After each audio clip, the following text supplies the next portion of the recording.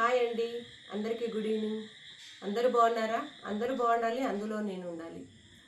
ఈరోజు నిజామాబాద్లో ఒక ఇన్సిడెంట్ జరిగింది.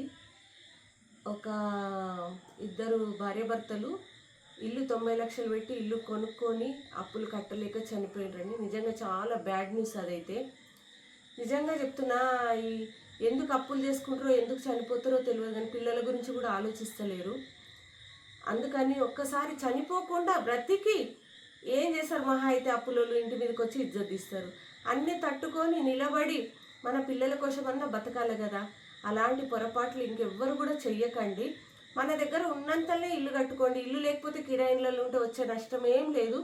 పోకడలకు పోయి ఇల్లులు కొనుక్కొని అనవసరంగా ఇప్పుడు ఆ ఇద్దరు భార్యాభర్తలు చనిపోయినరు. ఆ అప్పు ఎవరు కట్టాలి? అప్పిచ్చిన వాళ్ళు ఎంత బాధపడతారు? వాళ్ళ పిల్లలు చనిపోయినరు, ఆ పిల్లల్ని ఎవరు చూసుకోవాలా? ఇట్లాంటి డెసిషన్స్ తీసుకోకండి ప్లీజ్, దయచేసి.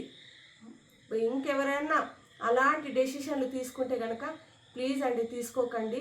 మీ పిల్లల గురించి, మీ ఇంట్లో పెద్ద మనుషులు ఉంటారు, పెద్దల గురించి ఆలోచించి మంచి నిర్ణయం తీసుకోండి ప్లీజ్ అండి. Thank you.